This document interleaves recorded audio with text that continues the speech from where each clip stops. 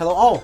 Welcome to my first guide that I'll be doing for Dossoles Holiday, and it will be for DH-EX-4, a map that a lot of people actually liken to Plants vs Zombies in terms of its design and its approach. So let's see what the map actually holds for us. I'm gonna do a very simple guide based on an Ifrit core. It's gonna be using Ifrit S2, a bunch of 3 stars as well as a gravel for this squad. We'll show the squad again just before we go in, but first we look at the stickers. Right, for the stickers we're gonna have the defender, guard, specialist having extra 200 defense, the caster, sniper and supporter, as well as medics having extra 200 attack, and then the corrosion recovery for all classes. So both the fluid sealant as well as the box ink resistant paint pro, as well as the 4 additional DP at the start of the stage, which will help us immensely. Alright, for the final look at the team, we're gonna take a bunch of 3 stars, a gravel, as well as an Ifrit S2 for our core 6 star. So this is gonna be a very easy to execute strategy, and let's see how we're gonna do it.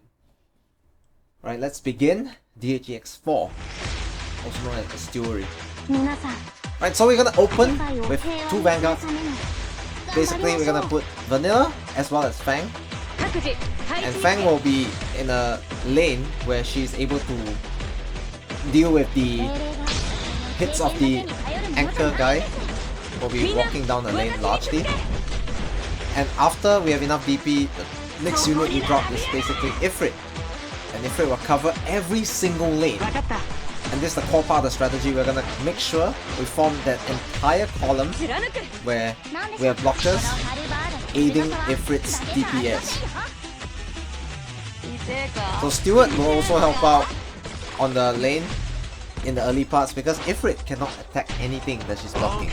So this includes the challenge for Chen's Clue Note as well, because we only use 2 floats the entire stage. And so we'll drop Popka next to Steward, and later on we'll drop the float next to Fang, as well as dropping a defender who will actually be Beagle. And in this case we're gonna use gravel to split box all of the anchor guys whenever we can, because that is the important part. We'll keep him in range of Ifrit at the same time he's away from Fang, so we have less pressure on the healing. And Ansel was picked to heal this stage next to Ifrit because Ansel has a very unique trait. He has 2 extra range on his heals when his skill is activated, so he's able to cover all the way to Vanilla Zen as well. And we will be using Melanta as well as Plume to be able to deal with the unmanned explosive bolts on each lane respectively when we can. And if it's needed, we'll have to use gravel to also chip in for a little bit on this damage done to the explosion bolts, because to keep them as far away as possible from the main core all the way at the back is very important, since it releases pressure from Ansel having to constantly heal the entire team. So now that we've used gravel for that previous one, we used gravel for this again.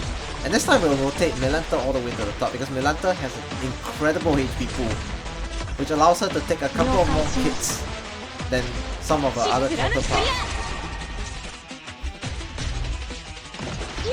because she's off the Dreadnought guard variety. You see, she's actually tanking the hits like a champ, while Ifrit is able to deal with the anchor boy. And not only that, the one in the water will take additional damage when he's in the deep water anyway, and greatly aiding Ifrit to be able to finish him off. So I hope this strategy is straightforward enough and easy enough for you guys to execute. I hope this guy has greatly helped you, and look forward to the challenge mode one that I will also be releasing soon. See you guys for the next one.